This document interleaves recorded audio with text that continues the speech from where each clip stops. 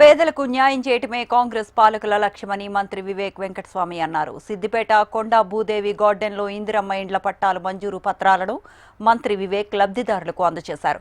CM Revanth Reddy ఎన్నికల్లో ఇచ్చిన హామీ మేరకు 200 యూనిట్లు ఉచిత విద్యుత్, ఉచిత బస్సు ప్రయాణం, రైతు భరోసా, రుణమాఫీ వంటి పథకాలను దశలవారీగా అమలు చేశారని తెలిపారు.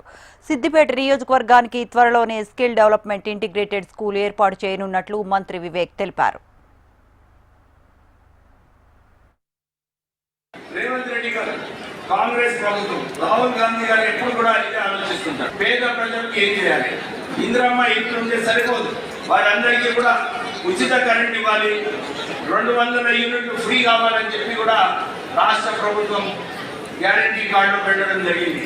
దాని ప్రకారంగా మన సిద్దిపేట జిల్లాలో సుమారు 1,78,151 హౌస్ హోల్డ్స్ కి మనం ఉచిత కరెంటు 200 ఫ్రీ బిల్లు ఇవ్వడం జరుగుతుంది. అంటే ఒక మంచి కార్యక్రమం.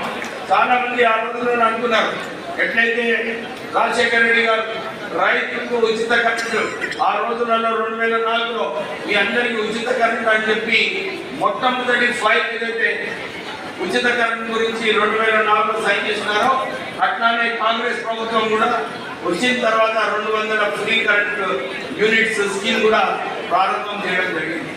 దాంతోపాటు మహిళలు, నాకు మంచిగా గుర్తుంది, సుమారు 25-30 సంవత్సరాల క్రితము అందరూ కూడా మా ఇంట్లో గ్యాస్ ఉండాలి, గ్యాస్ ఉంటేనే బాగుంటుందని చెప్పి ఆ రోజులలో కాంగ్రెస్ ప్రభుత్వం దీపం స్కీమ్ కింద చాలా మందికి ఇంట్లో గ్యాస్ కనెక్షన్స్ ఇవ్వడం జరిగింది.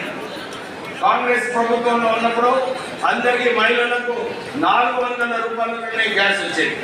మొన్న ఎలక్షన్లలో మీ అందరికీ మాట ఇచ్చింది కాంగ్రెస్ ప్రభుత్వం, మేము 500 రూపాయలలోనే గ్యాస్ ఇప్పిస్తామని చెప్పి మీ అందరికీ ఏదైతే మాట ఇచ్చామో దాని ప్రకారంగానే మన సిద్దిపేట జిల్లాలో 2 లక్షల మందికి 500 రూపాయల చొప్పున గ్యాస్ సిలిండర్లు